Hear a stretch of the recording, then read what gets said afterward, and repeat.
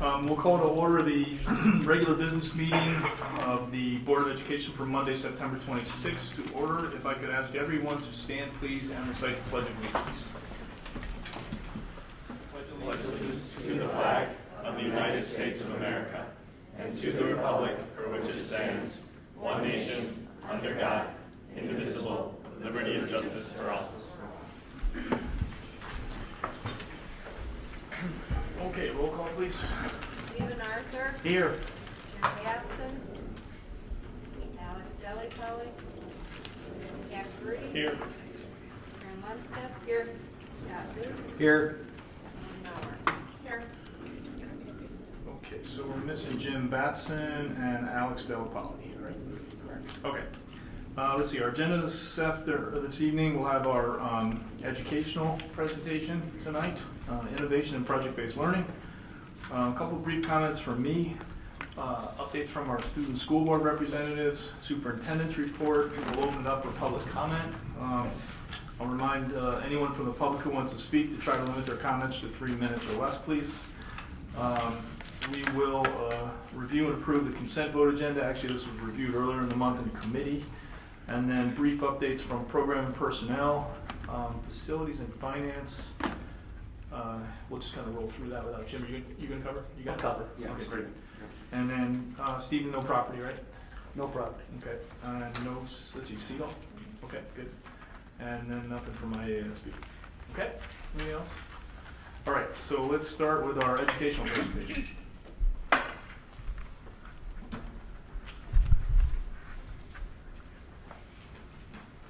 Good night. I'm excited to share with you tonight an educational presentation that focuses on innovation in teaching and learning strategies, and innovation in how we as educators collaborate to design and develop them. And so we have a team of educators from Libertyville High School and Vernon Hills High School, innovators who are going to share their journey with you as well as their plans for our innovation team.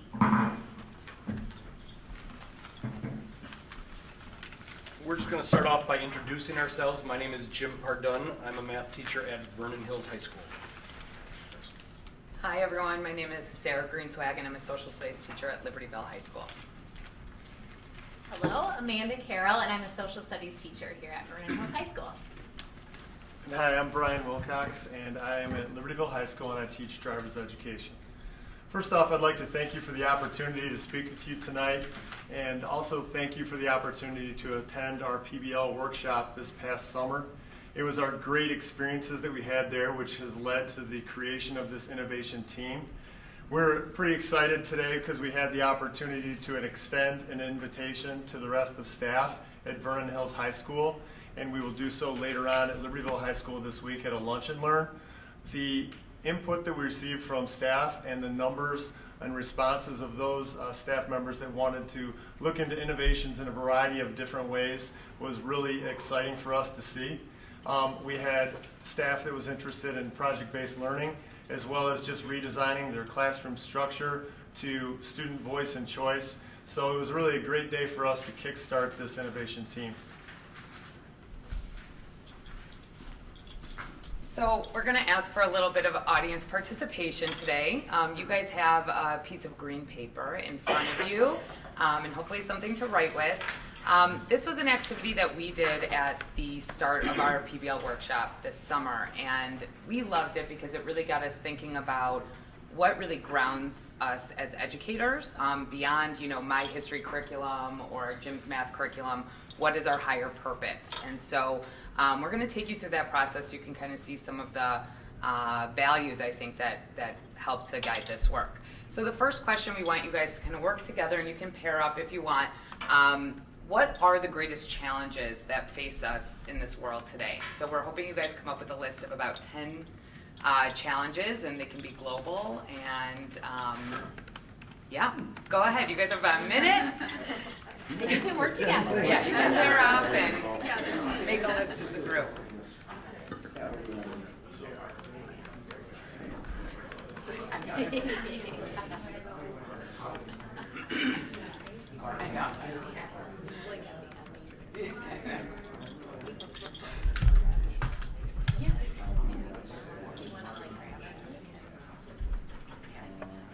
Bishop. Okay, so we go. Oh, yeah.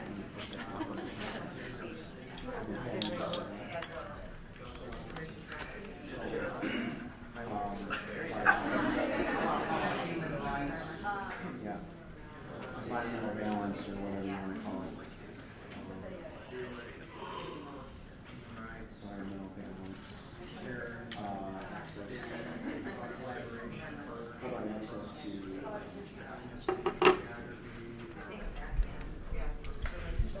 Just make it big.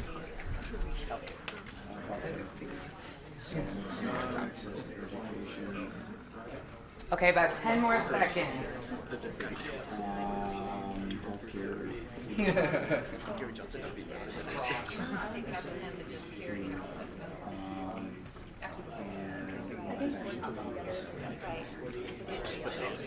Okay, so I'm going to ask you guys to just kind of wrap up the last thing on your list, and we'll just go around and we can hear everybody report out one or two of their ideas.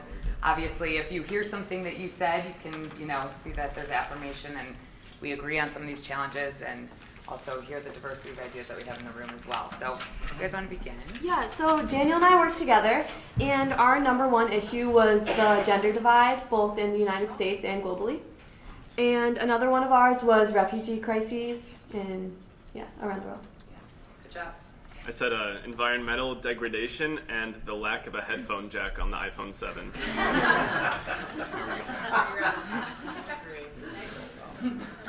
So we worked together and we said climate change was one of the biggest problems, and also poverty and class disparity.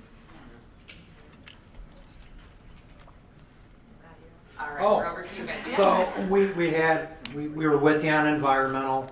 We had human rights, terrorism. We had relationship or collaboration among ethnicity, geographies, religion, and then we had inequity from an economics and social standpoint. Anything else? Okay. This group had global conflict, wealth distribution, some of the same that our very wise students had earlier, in access to education, health, and healthcare and food. Okay, so Mark and I looked at the environmental issues, looking at clean water, energy resources, air quality. We then looked at globally at world peace, see if there was a solution there, and human rights. And then we thought what was important also was U.S. politics and its impact on the world. Very timely. Yep. Yeah. I don't think we had any new ones, did we?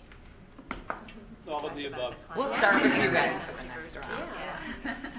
So that's kind of the overwhelming list, the one that sometimes I think can feel daunting and heavy, that we carry around with us as educators and just in our everyday lives. But what we want to do now is kind of switch gears to think about how this can become an opportunity and something positive. So on the other side of your paper or next to your original list, we would like for you to do another brainstorm session, but this time think about what are the skills or characteristics of people and leaders to meet those challenges. So what are the qualities that we would like to see people possess who can kind of face those and be the ones to meet those challenges? All right, so we'll go ahead and do another minute.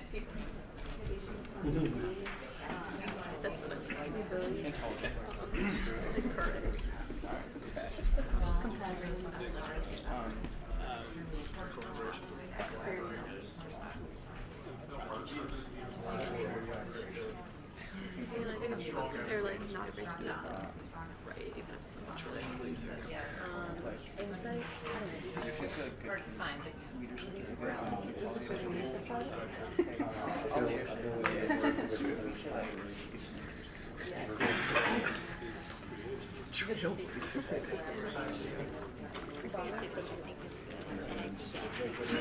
You cut out our pauses. It's an engineering degree, but Yeah. Sounds like Trump's.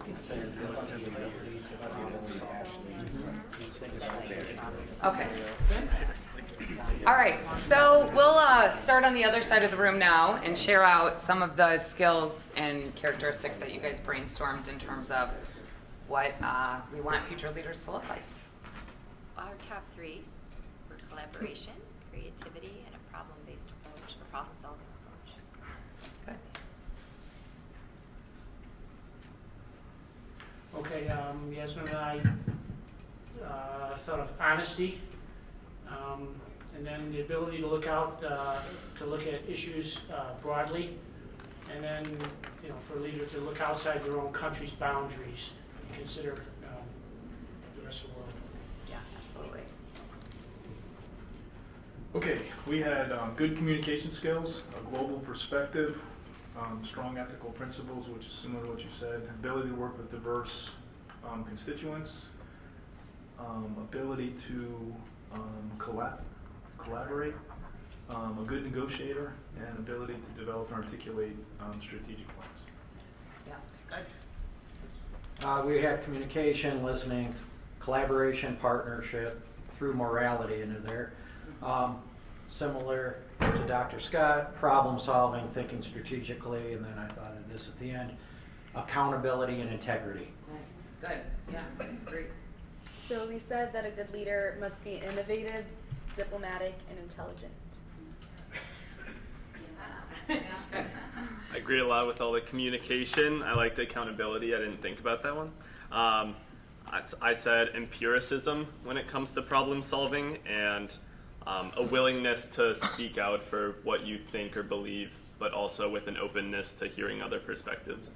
Excellent. Yeah, good. Emily and I said acceptance of all people, whether it be any genders, any races, of everyone. We also said good positive attitude is very key in helping with these leaders. And then one of our favorites was not being afraid to do what's right, even if it's unpopular, so being a trailblazer. Yeah, nice. Well said. Well said. Thank you.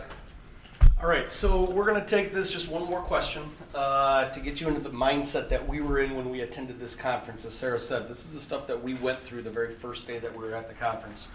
So the final question I want you to think about, what does the ideal high school graduate look like? You might have some of the stuff already on your paper. If it's already there, you can circle it. If you want to add something to it, you can add something. We'll give you about maybe 30 seconds to brainstorm this one out.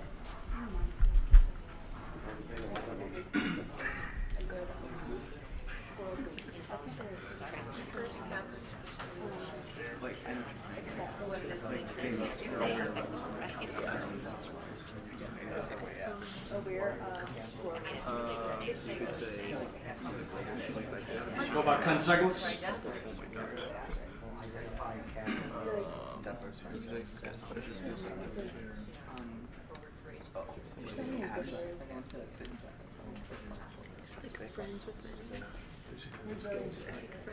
All right, so when we did this as a team, this was our list here. We might share some of the same thoughts. It's a big list. It's a very big list. And in Community High School District 128, I can tell you, and you guys know for yourselves, that these are the kids that we want walking across our stage at the end of 4 years of high school. And we currently have a lot of our kids walking across the stage that have these. But this is the list that I keep close by. I think we all do as educators. This is the stuff that we really want to focus on as we educate the kids. And what I asked our teachers to do this afternoon is just pick one of those things on the list and ask yourself, maybe a self-reflection, what are we doing in our classrooms every day, every week, to make sure that this is what we're producing at the end. So some good food for thought. Okay, so next, we're gonna, now that we have you warmed up, right? So these are the kind of things that we went through. And so now we're just gonna talk a little bit about like why we got involved, why this team here is standing before you, and what got us excited about this opportunity to be like part of an innovative team. So here is some pictures of my classes that I teach with government and U.S. history, as well as me at the PBL World Conference that we attended. And really where my journey kind of to finding more and wanting more of ways to collaborate with others that I work with is just the desire in my own classroom to get away from this like sit and get model that we become so comfortable with, not only as teachers but also as students. And so several years back, I really kind of made it a priority to make sure that there was engagement on all levels in the classroom, that I wasn't the only one talking at them all the time, and that they were finding ways to discover like what really was important, and kind of going back to those skills, right, that we listed and through that class. So the opportunity to go to PBL, I was like, yeah, let's do this. I'll jump right onto it to make sure that I can still leave, you know, that opportunity to have that full engagement in my own classroom. So for me, it was similar to Mandy's, but also this idea of how do I make sure my curriculum is both relevant and that the kids are retaining the information that we cover in the class. And, you know, I was exploring ways to do this. I experimented last year with a project that was inspired by StoryCorps, where students had to interview somebody, and that interview was recorded through the StoryCorps app, which then means that the interview is archived in the Library of Congress, which means it becomes an actual document for future historians to access and use, and builds our American story and sort of captures these family personal histories. And at the end of the year, when I gave my students my feedback form, that was the #1 project that they said, I didn't think I would like this, I didn't want to do it, but looking back, I'm so glad I did. And this is the project that they'll remember. And so it was work like that that got me thinking about how can I broaden that experience to be more of my curriculum and not just one sort of project at the end of second semester. So that's why I got involved in PBL.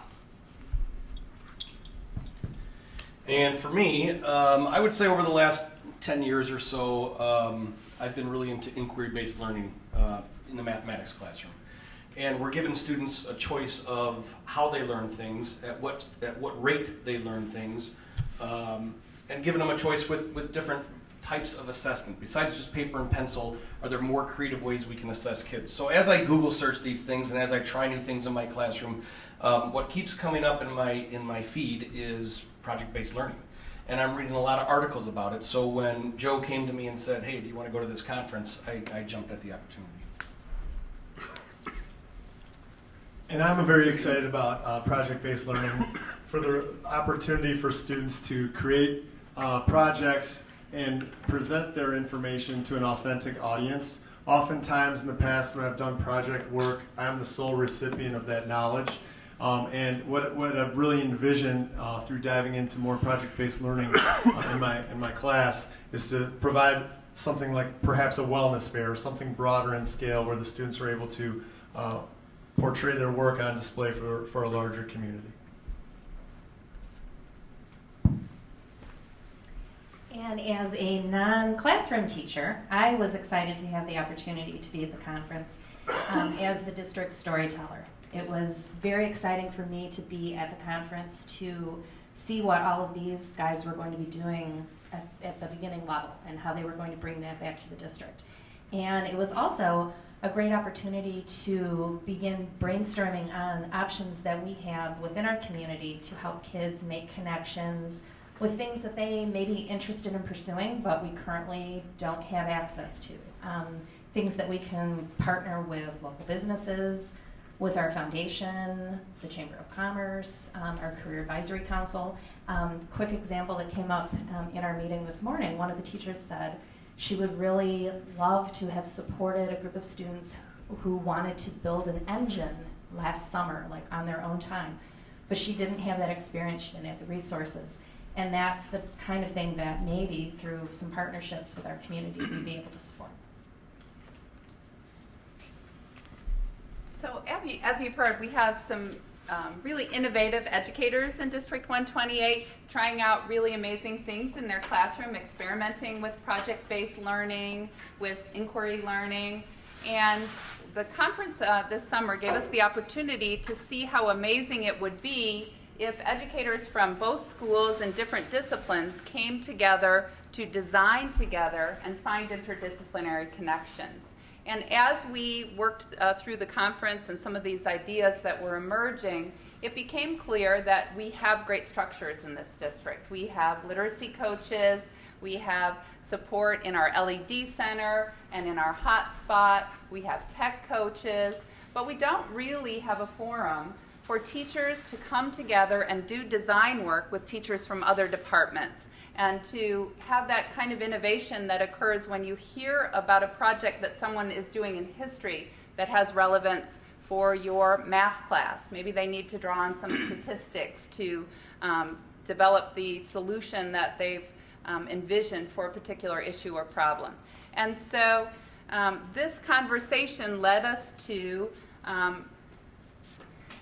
bringing together our team of teachers and an innovation team, inviting them to come in, whether their interests were in project-based learning, whether their interests were in the global goals or inquiry, to do what we saw as really a moral imperative. And this really stemmed from interviews with students that you learned about last year as we were in that proposal for the grant for $10 million, which the team that won, one of the teams that won, actually did project-based learning based on solving the global goals, which sounds a lot like the proposal that we forwarded but didn't win. So as we were interviewing students based on their ideas of how they would rethink high school, you'll recognize Zach and Jolie, our board reps from last year in the pictures here. Zach told us what we learned at the project-based learning conference before we ever went to the conference, and that was, it's a project-based world. Zach said everything we do after education is interdisciplinary, and so we need to have opportunities in our education to find these interdisciplinary connections.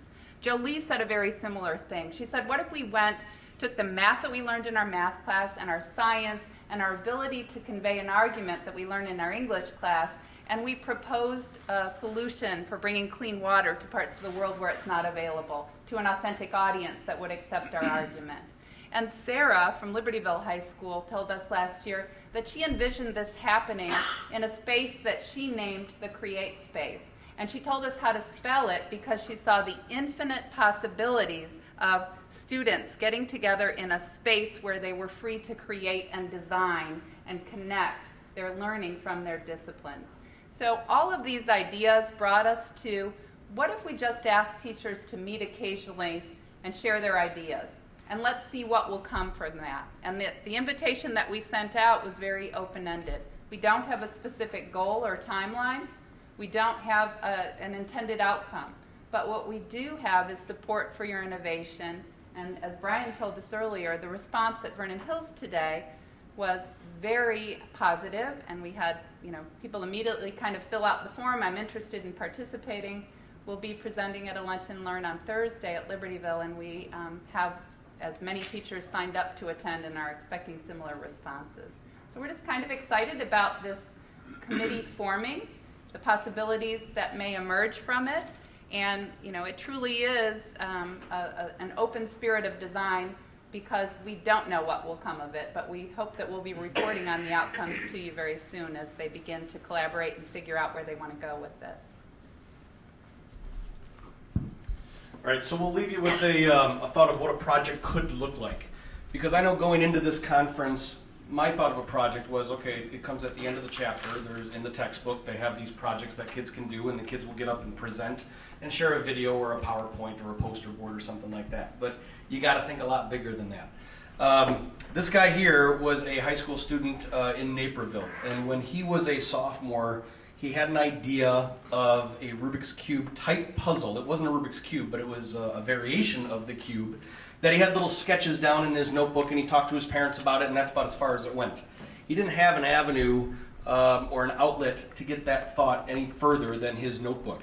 And when he went to college his freshman year, he met up with an engineering professor who took his idea and said, okay, we can do something with this. Let's take it to the lab. Let's draw it out. Let's put it on a 3D printer. Let's make a prototype of this thing. And when they did that and gave it to his friends to start playing around with it, people said, well, this thing is pretty cool. So the idea here is, what if this kid had an outlet when he was in high school that he could get this stuff created? And when you think about what this puzzle could do, and I have the puzzle right here as a matter of fact, and it's available in stores right now. It's only about 3 years old, but it's in any mall that you go into, anywhere that sells puzzles, you'll find it. It's called the X Cube.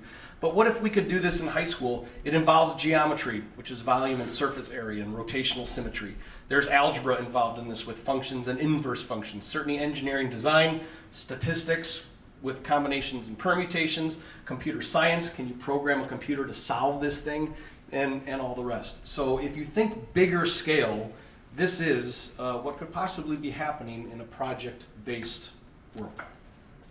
And just another example that really stood out to us at this conference that we went to was a teacher in San Diego that what the students came to him and said, you know, the bay in San Diego is polluted, we want to go and enjoy and do water things, and this is an issue. So it showed that it could start out as that students bringing an issue, and then he was able to actually move it into now a nationwide movement to look at how do you preserve those types of waterways and how does that connect. So through then researching, through understanding the history of the San Diego Bay, getting scientists from, again, that authentic voice in of like how do we deal with water pollution, how are like the sea life there affected. And so that's really the opportunity, right? Giving those students the opportunity to explore and have that inquiry, but also including all the different voices that we have here as educators. So now we will open it up to any questions that you may have, and I know we made you work in the beginning, but that's kind of what we do, right? So, so are there any questions? Comments? I have a question. Wonderful and so exciting. It seems like a really neat direction. Remembering back to days of school, when there's inequity in who's willing to contribute when you're in a project group, is there things that you're learning about how to keep that from having one student do?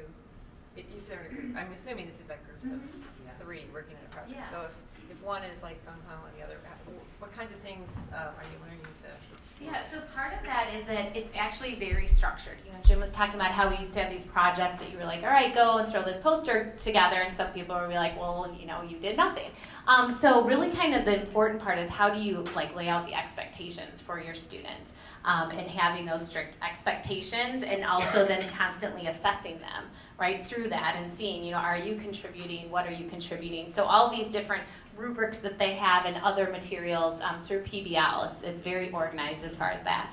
The other thing that I think, and anyone else wants to jump in, I'll throw you the mic, but that it also was the buy-in factor, that when you're making it authentic and you're making it student-focused, the buy-in's there, even for a student who typically is not engaged, right, who sits in the back of a room while a teacher's lecturing at them and is like, why am I here, right? When you allow that student then to like pick a problem and say, what matters to you right now? What do you care about? And you can then get that buy-in that I think is lacking sometimes, and then that affects motivation as well. I think it's terrific, and I think you're taking different viewpoints to look at ways to take understanding, teaching, untapped minds to a different level. But as you go through this and you're rolling this out at schools, how are you going to measure success? How do you know, wow, this is really making a difference? 6 months from now, a year from now, 2 years, what does success look like, and how do you measure, what are the parameters that you set as goals to measure against that? Sure. I think initially the success of the team will be determined by the direction that the team chooses to go. So, for example, if they choose to pursue the opportunity to design project-based learning in an interdisciplinary way, then the measure is how many teachers are participating. Is this actually changing the way instruction happens in the classroom? And then can we determine, based on student feedback, the extent to which this is changing engagement in classrooms, right? The extent to which it makes a difference when they're looking at what they want to do with their life after high school. But every bit of research on project-based learning tells us that our achievement will also be an indicator if it's successful. There's been a study done that students enrolled in AP Government in a project-based environment did as well or better than students who weren't in a project-based environment, and they were also more likely to choose that discipline as their future career or major. So the benefits are student achievement is supported, but it also gives students a much better idea of the kinds of things that they want to do with their life if they've had the opportunity to practice them while in high school. So that's how we'll measure. Okay. Thank you. Rita, one last question. As we continue to grow in problem-based learning, and thank you for your efforts in going to the conference and bringing that back, and obviously there's a lot of enthusiasm for this, we can already see.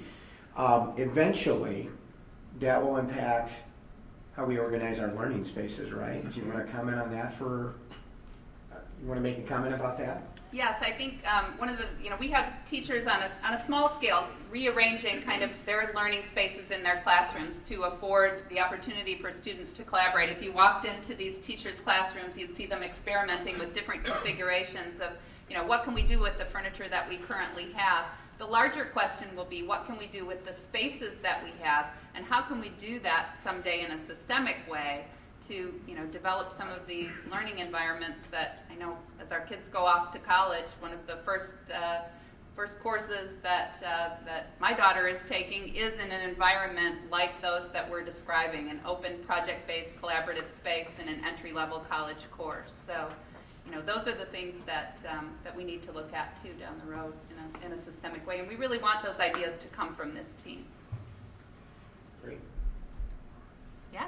From the viewpoint of looking to grow with interdisciplinary work, I was wondering, because right now we have, you go to math class, go to history class, go to science class, and sometimes we've had problems in math class where it said, it was the year Lincoln was born, and we'll say, it's like, this is math class, this isn't history, and just how, I don't know if there's a vision for that, but how you might see those coming together and being able to still have a class structure of, I'm going to grade your success based on this project, but just how those disciplines come together in a structured way that isn't chaos, I guess. Yeah, there are a number of ways to do it. Probably the most straightforward way that we've heard about is that when teachers come together in a setting like this, they find those connections in their disciplines and they design those opportunities so that the science class connects to the math class. And that's already happening, right? Are we already having some of those conversations? I'll just say briefly, you wouldn't think driver's ed had anything to do with mathematics, but just in the conversations I've had with Brian, when he's talking about getting his kids out there to have these advertisements, these ads that talk about texting while driving or having more than 5 people in the car, all these laws. If you study the statistics on that, all of a sudden those ad campaigns become much more relevant. So if Brian and I are working together on something, I'm attacking it from the statistics point of view, he's attacking it from the driver's ed point of view. That's really cool. Is there a place where I can learn more about all We these are things? eventually going to invite students to provide, we're very interested in student voice and what students say about how they learn best, as you can tell from these little videos. So we'll probably be calling on you to share a little bit more and inviting, when we get our meeting schedule developed, we'd love to have students come in and advise us on our designs as well. So that's how you can get involved. I don't know if you guys know, but Mr. Marino, the orchestra director at Libertyville, has been doing this. I think since my sophomore year, every semester we have to do a kind of final project, and he tells us we have complete free reign. We can do it on any topic that we're passionate about. And so what I started out with is I started with musical illusions, and that developed into me learning more about physics as a sophomore. So learning these basic fundamentals of physics, and then learning about how the ears and how all the brain works. And I just saw myself grow throughout the years with my different knowledges. So I learned the history of pop music and finding out that people will bribe disc jockeys to play their favorite songs, but not through straight monetary donations, but through free trips to the Bahamas or all these things that I never knew about. And so what I realized is while some of the kids in my classes were oh god, it's the final project again, he gave us complete free reign to do it on anything we're passionate about. And I think one of the most memorable projects I saw was one student found a formula. She created a formula on how to create a song that sounds happy or sad. And she was a complete whiz at mathematics. And so she combined the two and found this formula that worked. And I think that was one of the greatest representations, and I feel that really ties in with the projects. And That's exactly what we want.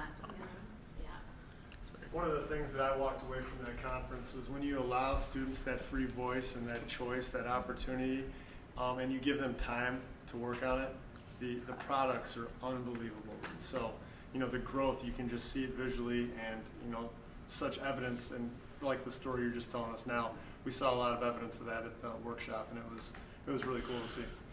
And I just want to add that we know those things are happening already in our classrooms, and we want to find a formal way for teachers to connect and share their expertise in designing those 20% projects or passion projects, right? That's happening across the district. Let's get those like minds together, and also diverse minds together, right? Because that's where people grow, is when they share common ideas, but you also have people in the room who are going to be critical friends and challenge those conversations. So we're excited, and we're glad that you are too. Great job. Thank you very Thank much. Okay, next, the President's Report. There is one issue that I want to address tonight, just very briefly. This morning, many of you may have realized that there was an article in the Chicago Tribune that reported on a number of issues related to school district employee compensation. And of particular note was information that was reported concerning the granting of retirement bonuses to eligible employees. And in this article, there were a number of references to District 128, including comments made by one of our district employees. So first, I want to make it clear that the comments that were made and quoted represent the personal opinions of the employee involved, who is the District 128 union representative, and really he spoke on behalf of the people that he represents. Those comments do not completely represent, I don't think, the position of this board when it comes to the way we structure our compensation practices. Employee compensation is an important matter. We certainly agree that it's important that our compensation practices are designed in a manner that compensates our employees fairly and equitably for the excellent work that they do, and I think we just had a great example of, the excellent work that our employees do. And it's important to recognize that this must be done in the context of the local market conditions, and I think in a manner that encourages our employees to live in the local community and preferentially here in this district, okay? I think all of us would agree that the closer we can keep the employees in the district to the schools itself, the more likely it is that they're going to spend more time in the schools, and the more time that they spend in the schools, the more time they're going to spend in the students. And I've said for a long time, I think it's that time after the last bell rings and all the things that you guys do after school that are every bit as important as the things that we teach you in the classroom. And I just firmly believe that it's important for us to make sure that our compensation practices and things like that are such that we can encourage our people to live locally here in the district. And in determining our compensation plans and negotiating our employee contracts, it's been and continues to be the practice of this board to compare our compensation practices to other schools in our local vicinity, and to ensure that those compensation practices enable us to recruit top talent into any of our open positions. Okay, I think we have countless examples of our teachers and our administrators and our support staff, frankly, I'll say performing at the best of the, at the best of the best. And so it's important for us, for every opening we have, to go out and recruit the top people that we can. It's our philosophy to ensure that our pay practices are neither at the top nor at the bottom of the pay scale when compared to our comparable districts. And just like it is in any private sector company, we must offer competent or competitive compensation plans in order to recruit the kinds of people that we need to drive the excellent programs we have in this district. Our goal is to target a compensation level that places us in the middle of our peer group, and we have and continue to do that regularly. That means we may pay more than some districts in Illinois. We may pay more than districts in some other states. And it's true that our contracts in some cases offer incentives, some of which are tied to retirement. And while those incentives may be viewed as vehicles to boost an individual's retirement income, it should be recognized that from the district's perspective, many of these incentives are structured in a manner that balances fair and equitable compensation with the financial needs of the district and the taxpayers. These incentives, which was not reported in this morning's article, are in fact a vehicle used by the district to encourage our employees to remain working until they are fully retirement eligible so the district can avoid significant undesirable expense and penalties. What was not reported was the fact that when a teacher or other district employee retires early, the district can and often does incur significant financial penalties, sometimes exceeding 6 figures. So our compensation plans are designed to minimize the likelihood of incurring these penalties, those are typically in excess of any individual's retirement bonus. Okay, so I just want to make sure that everybody understands the full context of the things that were reported today, and also fully understands the commitment of this board and this administration to be responsible stewards of the taxpayers' funding. Okay? All right. Any other comments on that? All right, school board representatives. Okay, so again, this year LHS is going to be focusing on telling you about events at our school that make it super unique and events that really reflect our voice and stand out to us. So this year we have 21 National Merit Commended students, including Spencer, as well as 9 National Merit Scholar semifinalists, including Daniel. So I'm just feeling a little bit of pressure. I'm not too worried.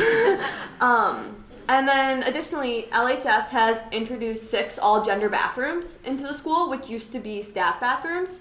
So they lock from the inside and are scattered in different areas upstairs and downstairs throughout the school. So the bathrooms, reflecting my personal opinion, are just a really great way to make sure that everybody feels safe, everybody feels comfortable, and can just express themselves during their entire high school experience. Moving on, we just had our homecoming about 2 weeks ago. Actually, yeah, a week ago. Yeah, it was a week ago. Jeez, everything flies so fast. So this year, we say it every year, but we had a record attendance of 1,282 students at the dance. So that's more. I think it's more than half of all of our students were at the dance. It was super fun. The theme, if you guys didn't know, is Spirit of Adventure, so it's a travel theme. So we had awesome spirit days throughout the week, such as Tourist Day and Safari Day, where some people even dressed up as like tigers and gorilla suits. So it was a ridiculous days. And we also had parade floats. So the junior class built like a small model of the house from Up that even had balloons that came out from the chimney, and a couple of the students dressed up. So it was super cute. We had a double-decker tour bus that the seniors made and pretended to be tourists when they paraded down Main Street. And various other famous landmarks. So it was awesome. It was an amazing parade. It was amazing float building.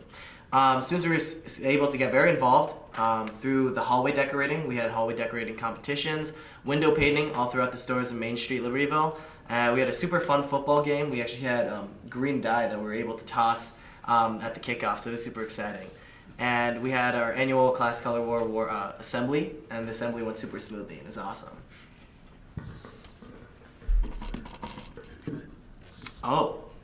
So the student council, now that homecoming is over, there's no lull. We're jumping straight into the canned food drive. So we had a very successful year last year where we collected over 7,000 cans, and this year we're trying to aim for 10,000. So stay tuned for more updates. We met with the food pantry today just to check it out and see what they needed and stuff. And we just posted a Wake Up Wildcats. Emily edited it, and we filmed a parody of All-Star by Smash Mouth and called it Can Star. So that sent out to all the students, and hopefully it worked and gets people pumped up for the rest of the month. Alright, here we go. Want to be able to not be leaning over. Alright, there we go.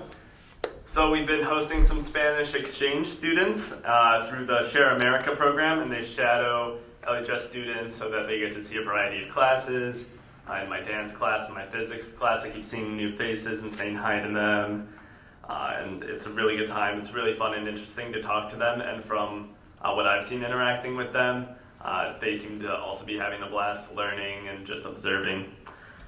The end of Yellow Ribbon Week just came up, and that was just basically a conversation to talk about mental illness and attempt to end the stigma surrounding depression and suicide and all of that. And students received yellow ribbon stickers, and the cafeteria windows were painted yellow. Sponsored by one of our clubs at LHS, Erica's Lighthouse, which works to combat and spread awareness of mental illness. And September is sort of mental health and physical health month, so we have Red Ribbon Week, which is coming up at the end of October, which is a week celebrating the benefits of living a drug and alcohol-free life. And this week is also going to include our annual Red Ribbon Coos Classic 5K on October 23rd, which is always a blast. Also with mental health, we had some health walks throughout the week where students could go and take a walk around Butler Lake just to de-stress, nothing added to it. Nice 30-minute walk around our beautiful environment that we don't usually get to see outside of our class windows. And so teachers and students walked around during the lake during lunch or free periods, and it was promoting healthy lifestyle mentally and physically. And also on that note, we have some Life of a Wildcat, health and prevention awareness stuff going on this week. We have a breakfast Wednesday morning to which over 100 seniors have already RSVP'd, so we're looking forward to that as well.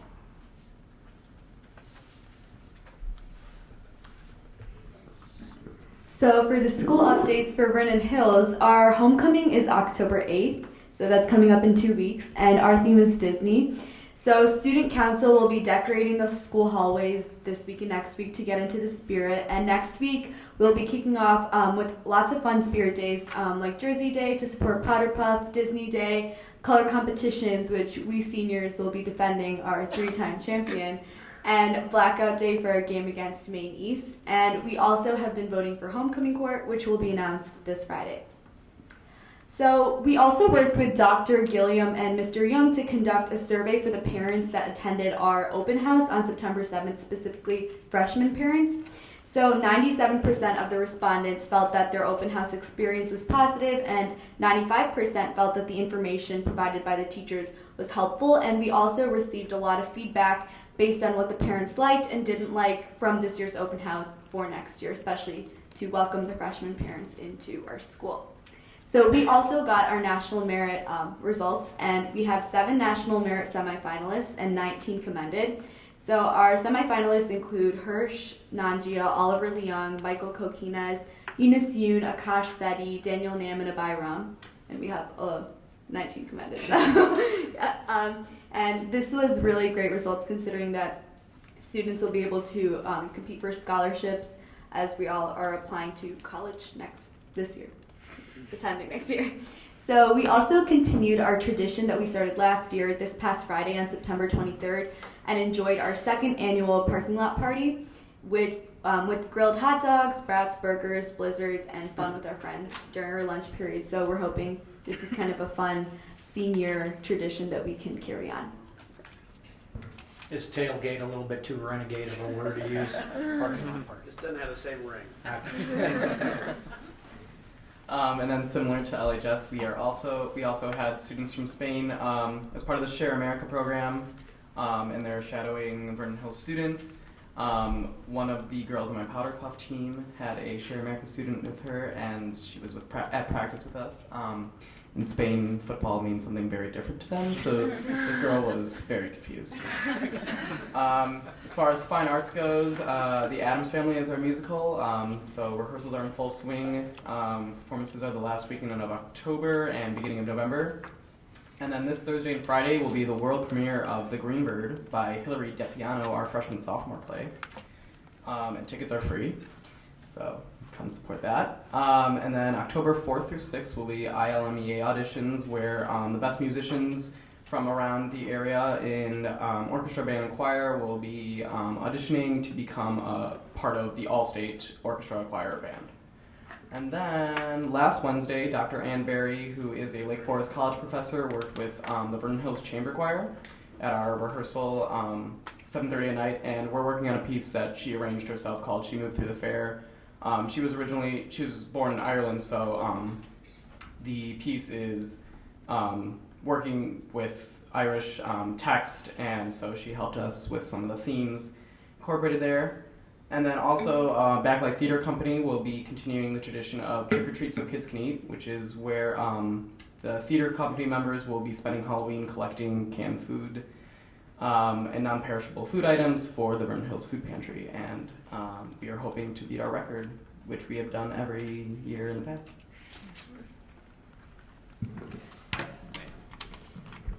So a nice transition from the school activities into sports is our very exciting Powder Puff competition, which is going to happen next Thursday. And actually, all three of us up here are involved in the sports. Ryan and I as coaches, and Avi is one of the players on the teams.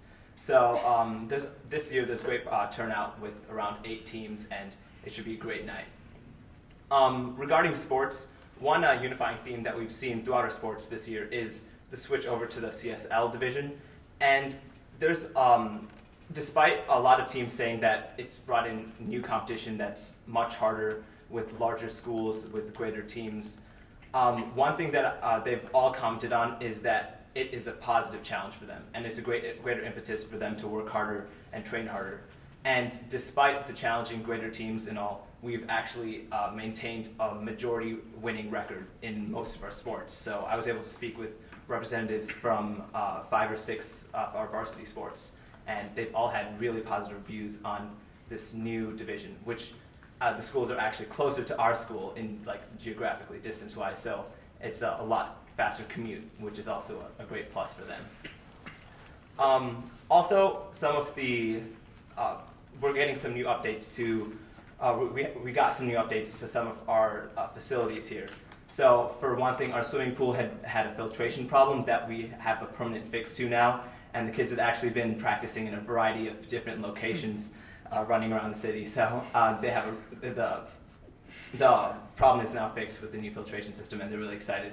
They also have a great record, and they find that this competition is better suited to them in the CSL.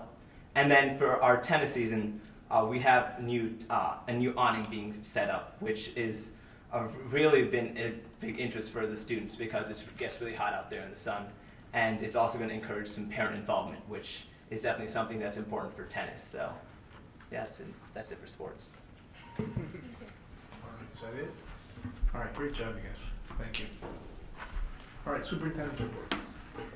Okay, well, first of all, we want to thank Dr. Gilliam and Dr. Scott, their leadership teams, our teachers, our support staff, and of course, our wonderful students to such an incredible first quarter of the school year. And believe it or not, we are already rolling through the second quarter. That's just, maybe it's not as hard for you guys to believe, but for us as adults, it just seemed like first quarter went by so fast. So, very hard to believe. Yeah, thanks to all of you just for an outstanding opening of school, and obviously, everyone's hit the ground running academically, extracurriculars, volunteer, everything. So thank you. We do want to take a few minutes. The students mentioned our National Merit semifinalists and commended, and it's important that we recognize everyone. So we're going to take a few minutes and read some names for you here. 16 District 128 seniors have been recognized as 2017 National Merit semifinalists by the National Merit Scholarship Corporation.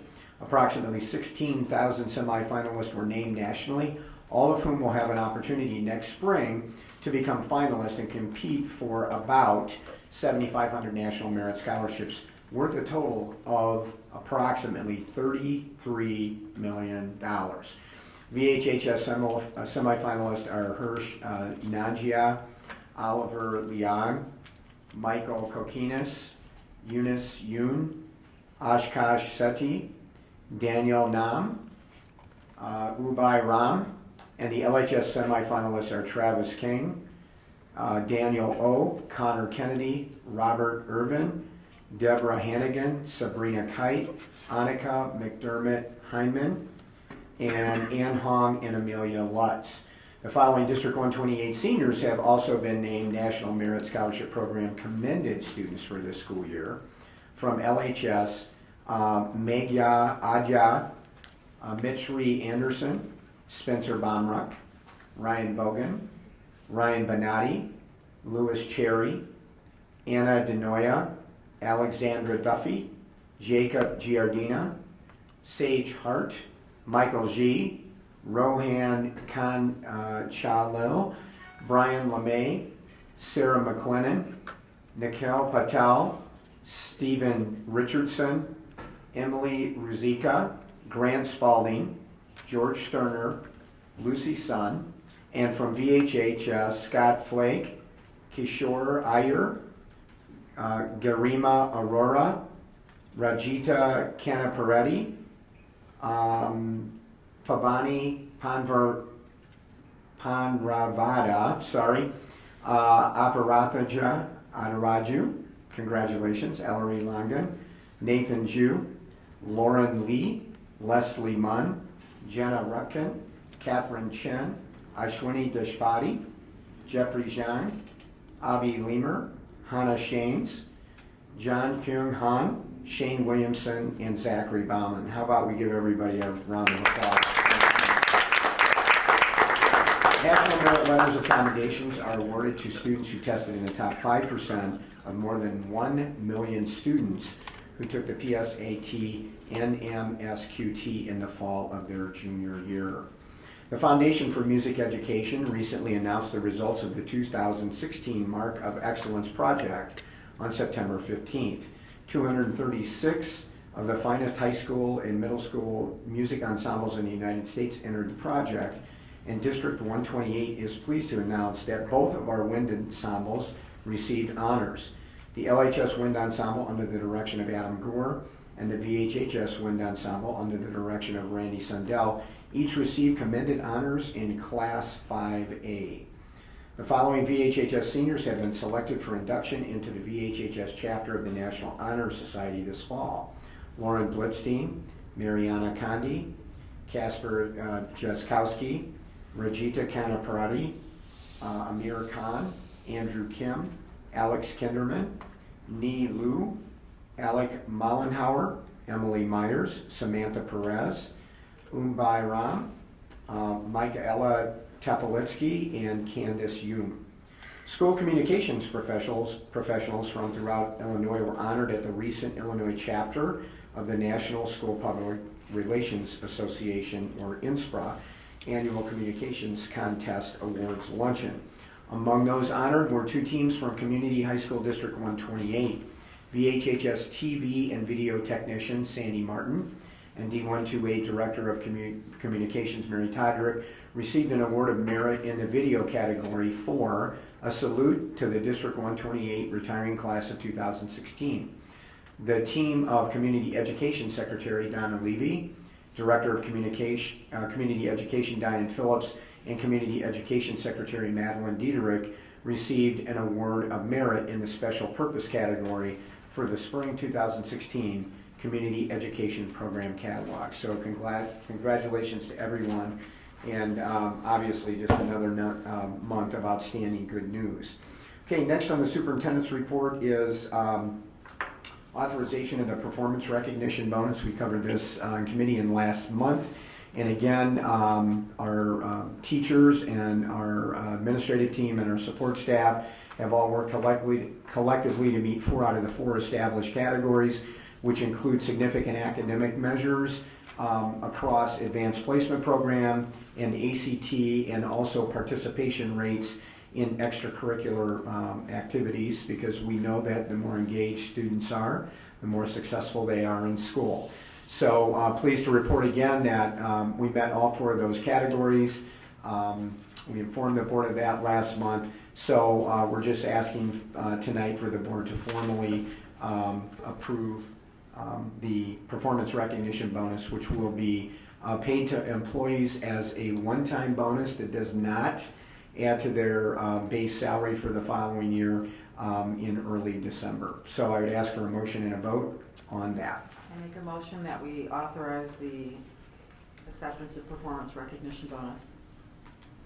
Second. Any discussion? Roll call, please.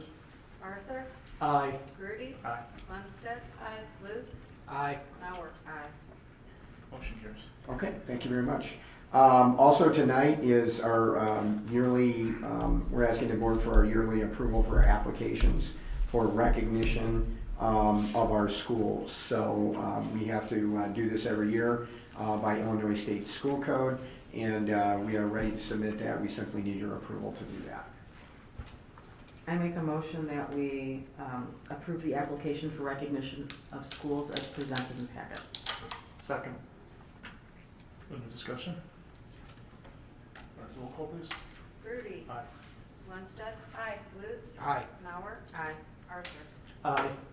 All right, motion carries. Okay, and last on the superintendent's report tonight, the board will note you had 1 FOIA request since our last meeting, And Pat, there's nothing on under me tonight, so that concludes the superintendent's report. Okay, thank you. Next, public comment. Anybody from the public who would like to speak? If I could ask you to state your name and address for the record, and then please try to limit your comments to 3 minutes. Tim Anderson, 820, is this on? I'll speak louder. Yeah, Tim it's on. Anderson, 821 Bartlett Terrace, Libertyville. Well, everyone, you did comment on the Tribune stories, the front page under the poll. This is not the place to debate Pat's response, but somewhere in their forum, the public may wish to get more involved in debate on that issue that was in this story. This is not tonight for that. What I want to draw attention tonight is on the website, you recently posted as of September 13 some actuals which have been requested on the money spent. So I'm looking at the district's own figures, and it showed that total revenue in that you budgeted $79.2 million, and then you collected 82.6. So you collected more than you thought you would, or you budgeted. On the expenditure side, you had a budget to spend 77.4. You actually spent 76.78, so you spent a little less. But then we ran into a deficit when we got down to this last category here under capital projects. And what jumped off the page was under capital projects, you had budgeted $5,132,000. You actually spent $8,248,993. That's a difference of $3,117,000. Now, when you budget a capital project, you know you're going to do it, i.e. the Brainerd project. That was a long discussion, voted on by the board. If you're going to do roof work, that's voted on by the board. The question is, what happened during that period of time after the budget until year end that another $3.1 million of capital projects was done? What did we get for $3.1 million that wasn't even in the budget? And so you can address that or not address that. The other one is going over to your audit report. We now have the actuals by going to the auditor's report. And if you look on your own website, you have it. For 2013, the total receipts and revenue was $75 million. Your disbursement expenditures were $66 million. I'm rounding off. You had excess of $9.2 million. Your fund balance as of that date was $117.9. Going to the next year of 2014, you took in revenue of $76.7 million. You spent $69.5. You had an excess of unspent money of $7.1 million, which moved the fund balance up to 123, rounds off to $124 million. When you go to the next one of 2015, last one available now, you had gross revenue of $77.2 million, expenditures of $72.9, again an excess of $4.2. However, the fund balance dropped down to $115.5. It should have gone up to $127.78. There is $12,273,000 that isn't accounted for in this report. And so the question is, what happened? If every year for 3 years you're spending less than you take in, it goes into the fund balance. So from their own audit's report, the fund balance should have been $127,785,000. It came in at $115 million, as I said, $12.2 million missing.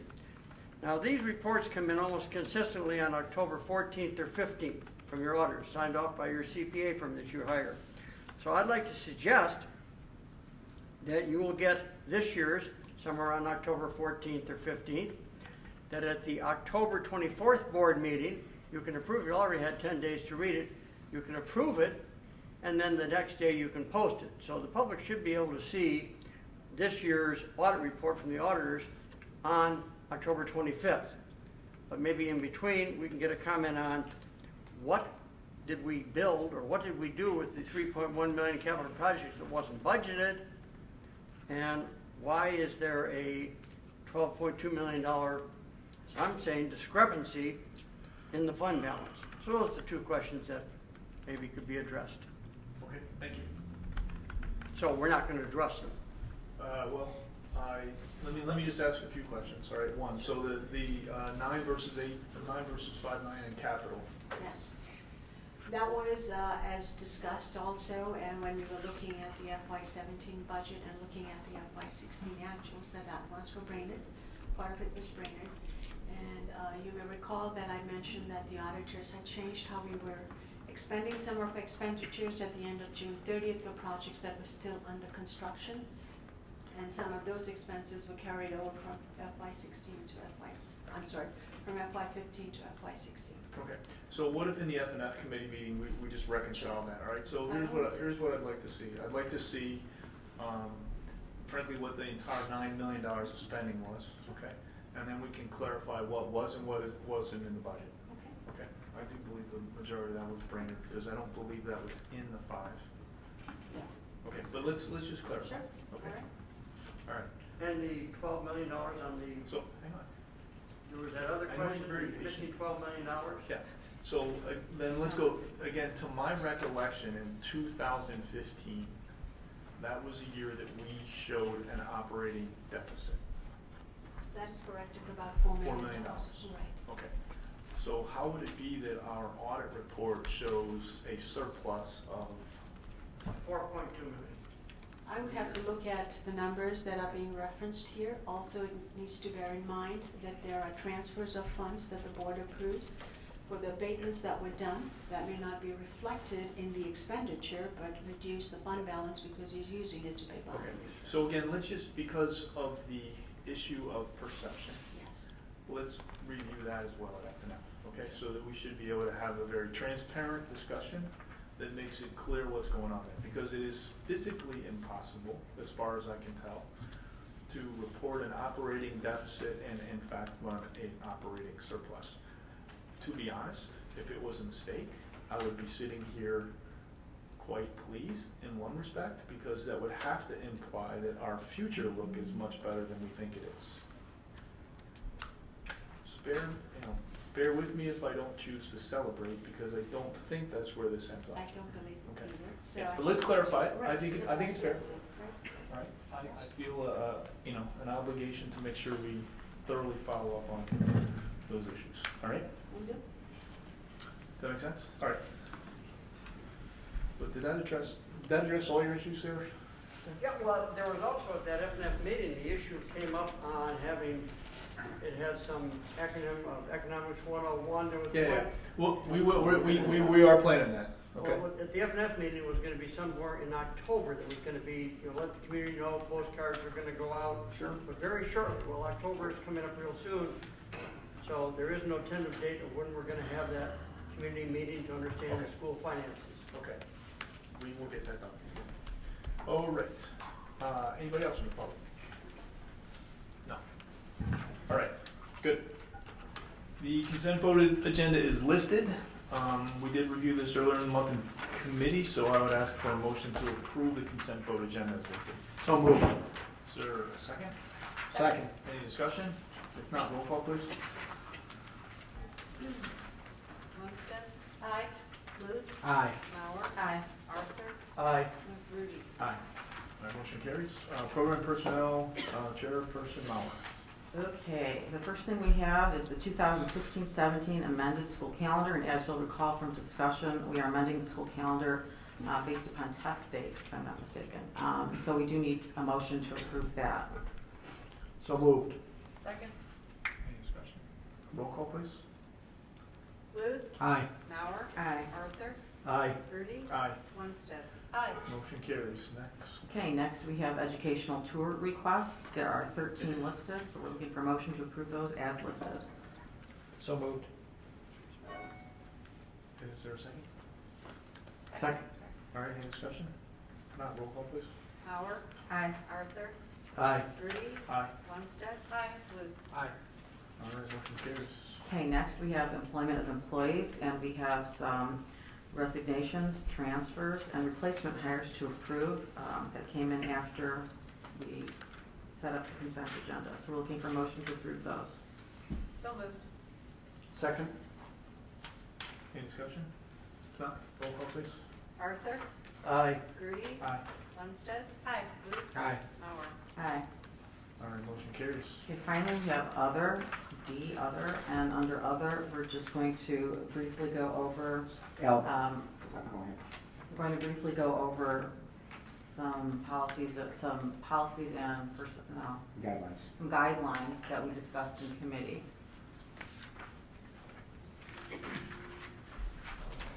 Dr. Fleming, take it away. For the past, since last fall, we've had a task force meet to develop guidelines for accommodating and meeting the needs of our transgender students. And so we've developed a set of guidelines that are now posted on our website and in our parent-student handbook. And the goal there was to ensure or to help facilitate the emotional, social, and academic success of our students. So there are all kinds of guidelines that relate to all the way from facilities to how students are into PowerScore electronic database. And so there's a wide range of things that we went over in our P&P committee regarding the support that our students are receiving in that area. So we're very pleased. We've had several districts since this was announced in the newspaper, in the Daily Herald. We have had a number of districts ask for those, and even our attorney spoke to 40 different superintendents at a conference in DeKalb, and was quite excited to share it with them. So we think they're a strong set of guidelines that are going to help our students and help with their academic and social and emotional success. And again, just to underscore that, they are a set of guidelines. We already have policies in place that would protect all of the rights of our transgender students. I want to point out again that in Illinois, under the Illinois Human Rights Act, gender identity is a protected class of students. So Illinois, like some states in the United States, has already done that at the state level. So the guidelines are consistent with all applicable state law and our current district policies. I want to commend Al for facilitating the group, all of the folks within the district, which was a wide group of representative folks, and the work they did on that, and of course our council that worked with us on that as well. And as we all talked about at committee meeting, and I think made some comments to the newspaper reporter that we want to continue to protect the rights of all of our students, provide them access to everything that all students have, and allow them to be in a safe and secure environment. So I think we're proceeding down that path, and we'll continue to monitor that and make adjustments as we need to. John and Marina, did you want to make any comments on that? I mean, I didn't ask you to do that, but anything that you guys want to add as building principles to that? Yeah, well, you guys commented on the bathrooms, which has been very well received. We had a session for teachers last year, information from Jennifer Unger from Lori Children's Hospital. We have a committee working at LHS to further that education for teachers with lunch and learns. And we also are continuing with that task force on other education, both for parents and for students especially as well. Okay. John, anything else? Yeah, not too much to add. We do have a diversity committee this year. So, as a part of our whole diversity plan, gender being a part of that, we're hitting that topic considerably hard this fall, especially in light of some of the things from last year. So, moving ahead, it's good. Okay, great. Ask. Just want to emphasize that the changes in facilities are for all gender. It's not just for transgender students. So there might be a number of reasons why a student may want privacy in the locker room or the restroom. And so this is really for all of our students. Good. Any other questions? Okay. That concludes the report. Okay. Facilities and finance, Steve, you want to cover something? Yes, sir. First topic in this month's Facilities and Finance Committee was a short and long-term financial plan discussion. Well, You want me to go ahead? Go ahead. Okay, I was just gonna say most, again, for the sake of the public, a great majority of the board's time is spent in the area of finance. And we continue our discussions about our short and long-term financial planning. We continued that discussion at our committee meeting earlier in the month, and we will continue those discussions. And as there is information to update, the local community with, we will do that at board meetings and through other conduits as we have the opportunity to do that. So kind of have that as a standing agenda item as we move forward, and we'll just continue to work on that and report out. It covers a lot of ground. Then we had a discussion and determination of the property tax for 2016, the aggregate tax levy. Jazz, do you want to run us through that, please? I was going to bring something up on the screen, but while Bo takes care of that, just go to the discussion that we had at the FNF committee meeting. This is probably one of the most important aspects of determining what our revenues are for the upcoming fiscal year. The property tax levy determines how much money we'll get from our largest source of revenue, being property taxes. We had a discussion a couple of weeks ago on the limitations that are placed on our levy by not only the school code, but also by either growth or new construction in our school district. And after discussions with you at FNF, it was decided that we should consider requesting a increase from our existing tax extension to our levy request of about 3%, which would include not only the 0.7% that is the CPI this year, an estimated $20 million in new construction, but also give us the ability to move funds around between the various funds should anything change at the state level. I'm hoping that by the end of this week I have more firm numbers on what we estimate our equalized assessment to be for this year from the county clerk's office, and that will hopefully not change any of the information that you have. But what you have in front of you is the extension for fiscal year 16, which was $75.9 million. This year, the request is for $75.9 million also, but we do know that that amount is going to be significantly less because we're asking for 3%, and obviously we'll not get more than 1.2 or 1.5%, depending on new growth. Also important to mention here that no longer will the taxpayers see any payments for bond and interest. When we issued the bonds, we had expected that our rate for bond and interest would be 19 cents for every $100 of equalized assessment. In the final year, we were at 8 cents, so that too would go away. And so taxpayers should see a decrease in the overall tax rate also. Yes, just a couple questions before you go on, just a clarification. So for the public, so we're asking, because this is somewhat complicated, so we're asking for 3%. Yes. Okay, we're, as Pat has pointed out several times, based on PTEL, or property tax extension limitation legislation. Okay, we're capped at CPI, which last year was 0.7. Mm-hmm. So we asked for 3%. So why do we ask for 3% in that 0.7? What the CPI does not include are our property taxes. The legislation allows us to include new construction also. That adds another component to the 0.7% CPI. Also, as mentioned before, not knowing what's going to happen in Springfield, it is possible that we may have to move some of our requested levy dollars from one fund to another, which is allowed as long as they've not been deposited in our account based on what our extension is. What happens is once the county clerk has determined what our total extension is going to be, which is generally around spring break, we have the ability to move funds around into the education fund or into the transportation fund, depending on where our need is.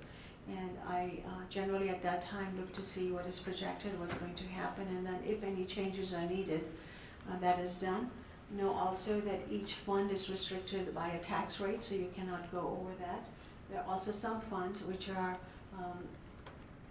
we cannot take from them. For instance, the CDOL IMRF is fixed although we get the money, the minute we get it, we send it over to CDOL. So we just sort of a flow through, so those kind of things. So in our case this year, the 3% allows us flexibility Correct. in movement of funds, and also it's somewhat an estimate of possible new growth to allow us to capture that new growth. Right. And if we don't do that, then we will lack the ability to move money in some funds, correct? Right. And we may not be able to capture all the new growth. That is right, and Okay. once you don't capture it, it's gone It's gone. forever. It's gone forever. And important here to mention is that because it is 3%, and the school code basically states that if your extension, or if your levy request is 5% or more from your previous year's extension, you're required to have a public hearing, as well as publish a truth in taxation notice in the paper. Those two items are not required. If those were, we would be adopting the levy in November. But because those are not required, our revised calendar is that we would adopt the levy at the October 24th board meeting. We won't adopt it till next, so next one.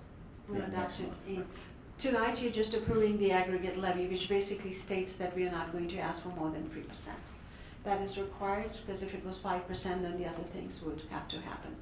So as a board, you're determining today, the extension request, or levy request or extension is 3%, and that does not require truth in taxation or a public hearing. And so, one more time on PTEL, property tax extension limitation legislation, PTEL. Once again on that, and Pat has made this point for the board several times, that our total EAV in the district, equalized assessed valuation, when you take all the properties that pay property tax, is capped at CPI, right? So although an individual tax bill may go up beyond that, the aggregate amount of tax that's going to be generated by the levy is capped under PTEL at 5% or CPI. And CPI has been so low the last few years that it's the CPI figure that we use. So that's a very important point that I think the board has made over the last few months as we've talked about this. Correct. Yes. So just a couple, but the total levy it's flat year over year, including, we don't have any bond and interest levy. Right, yes. Okay, so if I'm a taxpayer, when I get my tax bill, if everything was frozen, my tax bill should be about the same. It should be, yes. Except for all the changes in valuation. Correct, right? yes.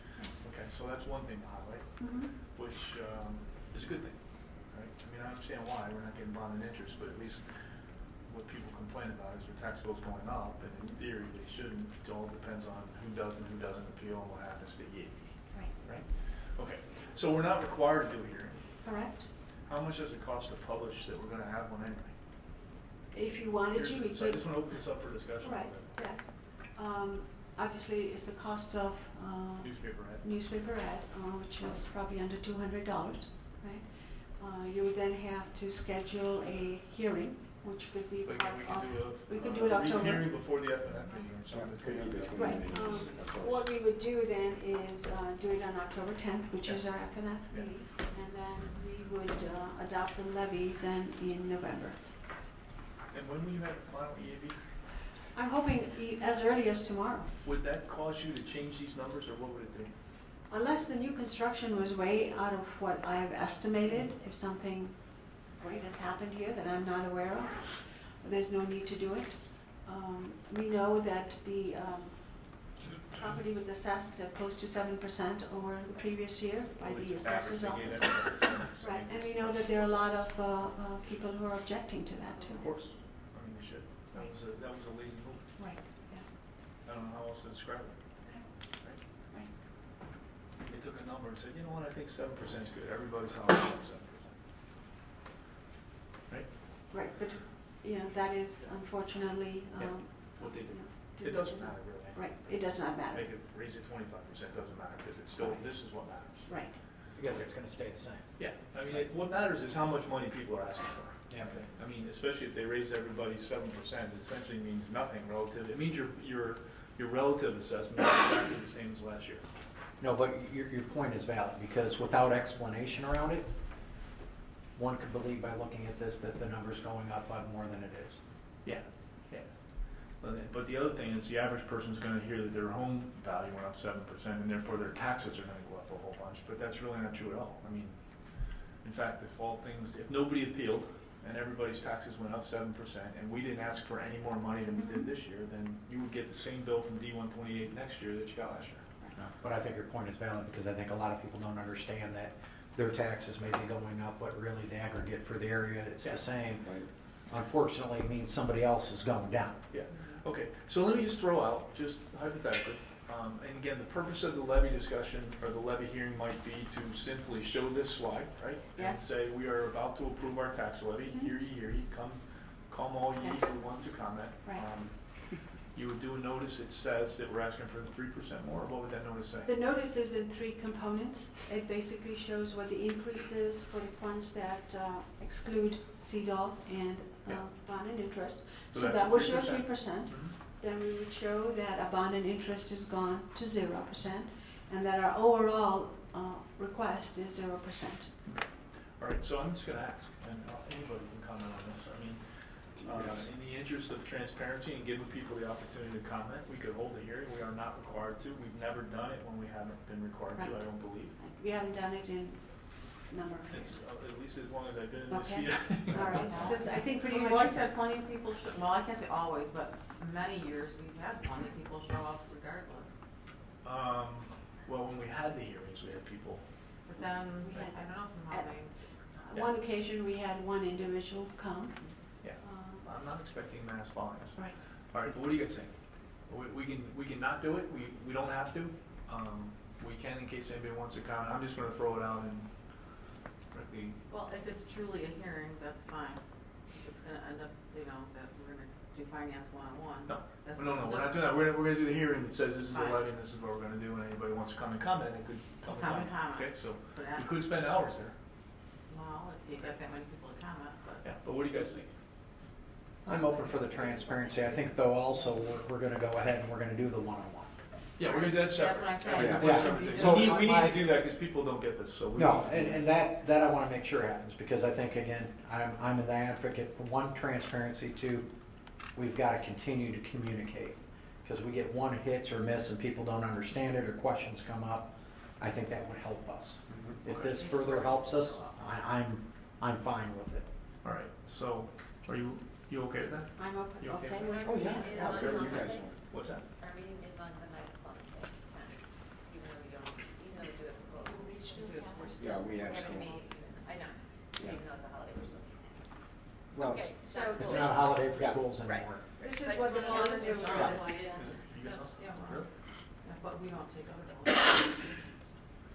Okay, what was the In question? fact, the hearing will not be at the, would you go down a little, please? The hearing And would be on November 7th then. Yeah. Because we have to give X number of days for the notice to appear and. Oh, so we're gonna. Wait a minute, you know what, no, not really. We could have the hearing anytime we want. We don't have to follow the statute because we're not legally required to have it in the first Well, place. that's a good question. We That's could still exactly- have a hearing, But then or we it's- could have an informational session. We could have an It informational would be an session. information session. Yeah, I you wouldn't couldn't call it it a hearing. hearing. Right, it would be an Yeah. informational session You to could do that. explain to, anyone and to hear comments on it. If you want, it's really what you want. So Certainly. obviously we'll do whatever, you guys want to do. If we want a hearing, then I think we suggest we go through the protocol for a hearing.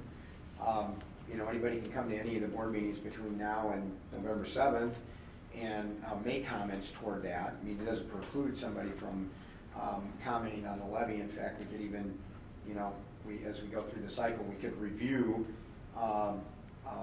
what we're going to be doing at the October board cycle, and then November 7th, that would be committee meeting night in between the two meetings, then we can do the hearing. If we're gonna do it educational-wise, why don't we just add it as an agenda item to the F&F that night? We do that.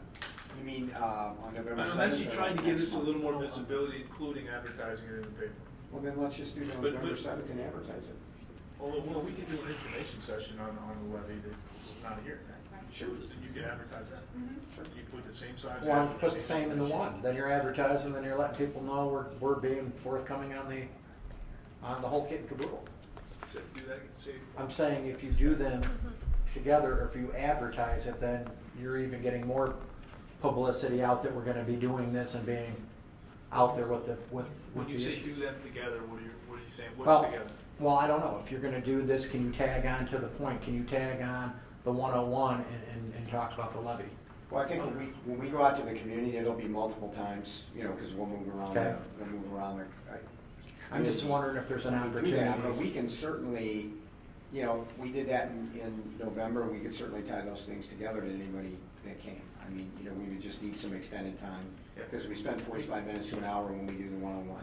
I'm certainly. I'm open just to trying doing to, I'm trying to decrease any complexity of the whole darn thing. Yeah. Okay, so I'm certainly open to doing that if you could get the 101 done in time, but that's actually coming up on us pretty quickly. It's 2 weeks from today, right?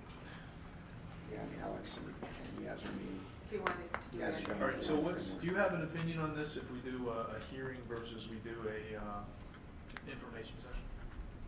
Well, I think I agree with Ellen that, I mean, you can call it whatever you want, but if it's not really a hearing, you could do it at any time. If you want to do it as a formal hearing, then probably should Call it a hearing. Even though we're not. But the guideline doesn't say that you have to have it on that date. I mean, if you could get it publicized before then, you could have it at an earlier date than the November date up there. Yeah, we just How have many to. days do we have to publicize it? 14? Yeah, it has to be published no more than 14 and no less than 7 days. Oh, well, we can still get that done, right? Yeah. We can What's do the it issue? before a board What's meeting. the issue before the October FNF then? We got 7 days before the FNF. No, more than 14, no less than 7. It's 7 work days. I mean, I'm going to tell you, here's what I don't want this to blow up. Here's what I don't want to have happen. I don't want this to blow up in my face. Right. I'm trying to do a good thing here. Okay. Next thing you know, somebody's going to accuse me of doing an information session because I didn't want to do a hearing. And then we're going to have all kinds of issues with that. Okay? So, you know what? I mean, it wouldn't be the first time we tried to do something good and ended up having issues. So if we can do it right, I don't see why if we only need 7 days before the public hearing to get the notice out, we could call the Daily Herald, publish the thing and say we're having a hearing in 7 days and here you are you interested, come and listen. Yeah, as I give you an time. Yeah, I believe so, because today's the 26th, and the committee meeting is not till the 2 weeks from 10th. It's at today. least 2 weeks, right? That's 10th, right? Yeah. That's exactly 14 days from tonight. Yeah. So no more, so we're certainly in the no Okay, more so than 14, yeah, but so we're we can- within the 7. Right. Let's try to shoot for that. Okay. If that doesn't work, we'll come back and Okay. rethink that strategy. All right, but- so you want a public hearing then? Yeah, Let's do a that's public hearing. I clarifying. mean, I'm trying to send a message. Okay. We want to be transparent. There's Okay. no issue with anybody coming and challenging it for Well, everybody. you can tell everybody up front, you know, the law doesn't require us to have the hearing, but we're doing the hearing anyway, so. So, Everybody's okay with that? I mean, as far as I can tell, it's not going to be a lot of work. We've pretty much got the one slide and we will be. well, this is not even published, it's a notice, it's a very formal requirement, and it has to be in a certain way, it has to For have the a border publication. around it. and Yeah, for the it's very publication, but, all right, so there's work to that. Yeah, but this is But as done. far as, it's not like we have No. to prepare a 50-page PowerPoint that No, we're no. going to That's discuss, right. right? It's just We can like- do it. Okay. We So should yes, we discuss can do it. it by the next 2 weeks, next meeting. Yeah, what we will do is tomorrow we'll prepare the public notice hearing, send it to Rick Milliman for his review. And if he gives us the okay, we'll go ahead and publish it within the next 2 days. Okay, we good? So we'll have the hearing between committee meetings, 2 weeks from today. Okay, but we still need, this evening, Yes. Yes, you need to approve the aggregate. we have to have a please. vote Otherwise on the the hearing is not. aggregate levy. So I need a motion to adopt the proposed aggregate levy that we just discussed. I make a motion that we adopt the proposed aggregate levy as presented. Second. Discussion, further discussion. Vote, please. Rudy. Roll call, sorry. Aye. Lundstedt. Aye. Luce. Aye. Mauer. Aye. Perfect. Aye. All right, next item. We have the fiscal year 18 regular transportation services contract. And if I recall from our discussions, this is an extension to the existing contract. 1 year extension. A Correct, a one-year one-year extension. extension for school year 17-18 with our partners from District 70 and 73 to continue the transportation services with Lakeside. And this would be determined, the increase would be based on the December 2016 CPI.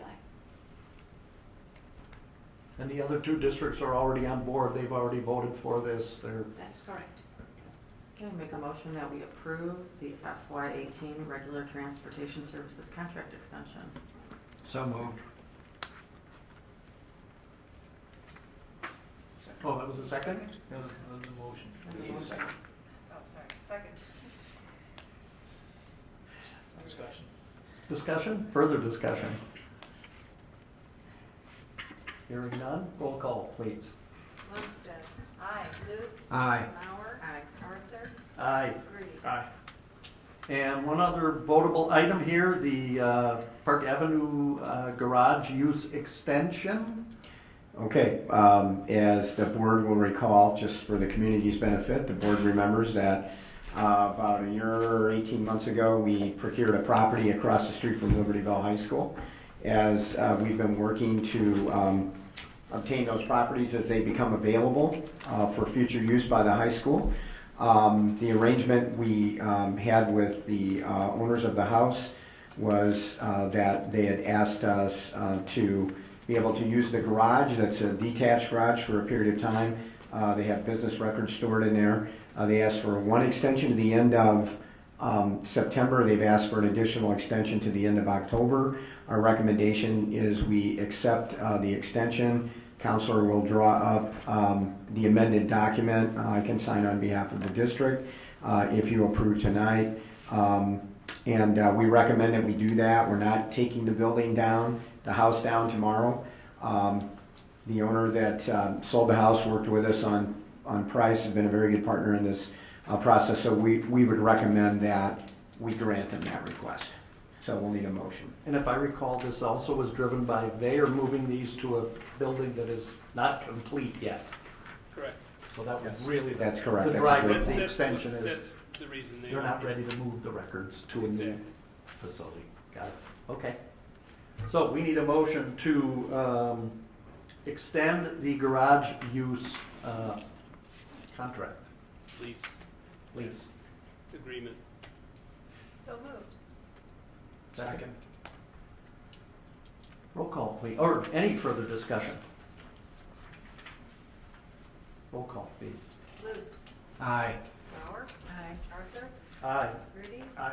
Lundstedt. Aye. Then we had a discussion on the Brainerd Memorial, I believe. Yes, we did, and we're just going to do a really brief update tonight. We're going to continue to work on this. We'll have more information in October, but let me pull the podium out of the way. Okay, the board gave us 50,000 roughly. The board authorized us to do up to $50,000, and the point of the memorial was to recognize the original school, and there are a couple of key elements here. The Libertyville High School headstone at the top where it says Libertyville Township High School. Thanks, Bo, or whoever's pointing for me at this point, thank you. The keystone here, and we also we were able to retain the elements here. So we have talked to STR architect firm working directly with Mike Henderson, one of the partners there that does a lot of work with us. So with the idea, there are actually 3 potential options, and we'll just kind of update you on cost right now. Mark, you can feel free to jump in here at any point. But basically, you got a couple designs, and there's a third possibility that's more expensive, of course, to do that.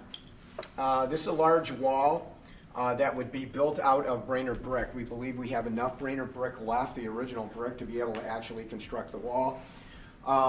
It will have areas for both, kind of the keystone and the headstone of the building. On one side of the wall, this is approximately a 6 to 8 foot wall. Pretty good space across here.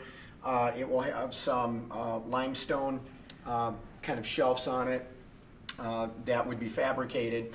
And on the back side, then there are 2 places for very large plaques to also commemorate the building, okay? The second option, we asked them to give us kind of a modern update, just so we could take a look at something else. This is steel here, it'd be kind of structural or decorative steel here, and would capture both of these pieces, and then there would be a steel place for, again, double-sided for plaques to go into that. So that would be a much more modern looking design. The third option would be to actually take this whole design here and put it up, someplace on that triangular piece of property, and we'd have to anchor it up, work with the architects to anchor it up moving forward, and find a way to include the naming headstone in there. So, Mark, if I remember our discussion on this, we're right around, 45. Option number one, approximately around 46,000. Option number two, just over 43,000. Option number three, since that is not meant to be a standalone structure, it's very important that it's going to be masonry to help hold it up as well as steel. And to incorporate some bricks and stuff into it, we're looking at approximately $108,000 for that option.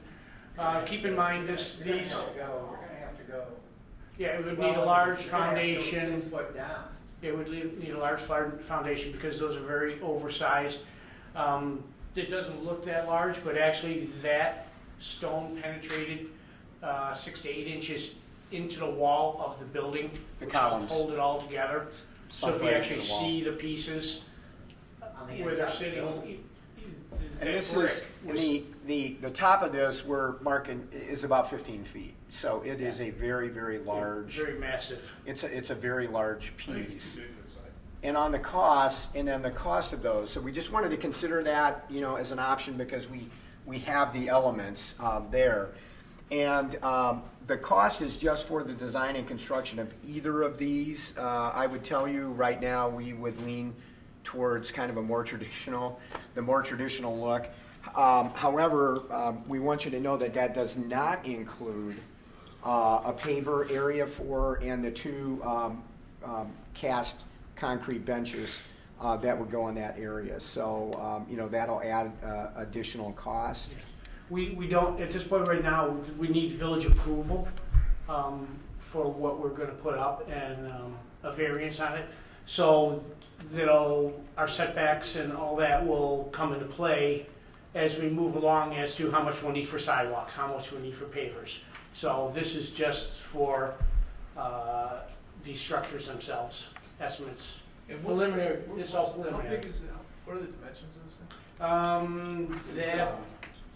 The monolith style would be 10 foot high, 6 foot 4 inches wide, okay, and approximately 4 feet deep.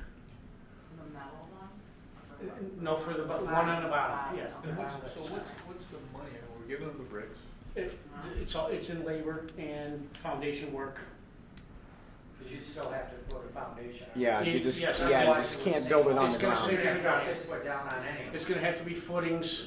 Anything we do, we're going to have to put footings in, except for the steel fabrication. That's where it's all in labor, fabricating the steel. Mark, so our basic cost is mostly labor on the project. And then you've got some kind of frame inside the wall. So, right? Yeah, you'll have. It's got to withstand basic wind. block and, inside, then you put your brick veneer on the outside. Okay. So, if we went ahead with one of these, then you'd come to us again and then we're going to add pavers and benches. Yeah. Well, we're gonna cost. Or can we do it without that? We're I don't gonna want to cost. spend more than We're gonna cost for that. Just but so we have. But we wouldn't have to do If it. that's 43, then we still could add the other things and not go over. Yeah. More small papers. Yeah. Or you could bring the size down. We could size down. I'd like to see us for the whole project not go over the amount we said. Not go over 50,000. I agree. Well, that's direction. So if it's shorter, or we don't do the that's pavers, direction or if we we do the need. pavers, people can actually pay for them each if they want their name on them. There might be other ways to do it that way, but I don't want to go over the amount that we originally. Yeah, that's why we wanted to get these preliminary and So let you know where the would numbers it be a are. walk from the sidewalk that exists today to the memorial? We don't have that figured in the estimate at this time because we're not sure what setback, where we would have to place it on the corner. Okay, So you'll we do would figuring. be guessing at, we might need 50 feet of sidewalk. We could need a total of 100 feet. We're not sure at this point. Okay, so we got. Without village approval. Yeah. But I like that, I mean, it looks nice. This is not gonna be a fall project, it's gonna be a spring project, I was. This would be a spring project, yes. We still have to go before the village board, and that, that is a process, same process that we went through Brainerd. Okay. It'll take 3 months. Okay, good start.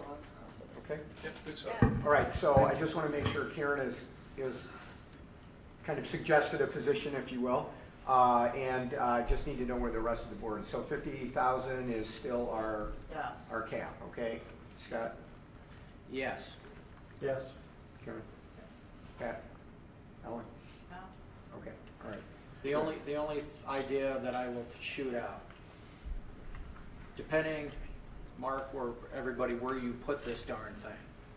And if you're going to put a walkway to it, similar to what is up at Cook, would you do bricks? Which obviously may throw cost into it, but you would do donated bricks. Who's gonna? Or maybe somebody didn't want to Yeah. donate benches. I mean, there were a lot of people that Yeah, really tried hard to do something with the We- building. we- Maybe they want to make a contribution of a bench. Scott, I think the answer would be we can do anything, but we need somebody to front that project. I mean, somebody's going to have to. We don't have the staff to just go do the donation. Somebody's going to have to do that, kind of like fast. I get that, I'm just throwing it out. Fast in the auditorium, so certainly if somebody came forward to do that, I mean, the more that's donated here, the better off that's going to be. I get that. But we are going to be able to, it will have, you're looking at basically a 1D picture, but it's going to have some depth here with the shelves. The architectural features are nice. We'll still, we don't use these, we still have them historically at some point, if there's some use for them, and the opportunity for plaques on the back, and our ability to use original Brainerd brick in the memorial. So, Great. I think it's great. okay, so we'll do a little bit. I asked Mark to check, a few weeks ago, and we do think even at that size that we have enough bricks, to do that. So we'll talk with Mike about scaling down a little bit, and then get some cost for pavers or a walk. Or you have to do it all together. And maybe benches or that type of thing, and then we'll kind of see where we're at. It is, Mark, and then we can Yeah. chat. Okay, all right, any other questions? Okay. Okay, Mr. F. And that leaves us with other. I do not have any other. No other. Okay. All right, Cedal. Okay, at the quarterly meeting we had recently, they presented the final budget of $68.5 million, which was approved. Their expected revenues for next year would be about $5 million under that. So they would look like they're expecting fund balance to cover that. However, I will say that their projected budget for this past year came in considerably less. And there's so many unknowns with attendance and different kinds of things. So they actually, this is just where we should right now, but that's what's approved. And then also, the collective bargaining agreement with the Seattle Support Staff Association was ratified. So that's great. Great, thanks a lot, Karen. All right, anything else? No?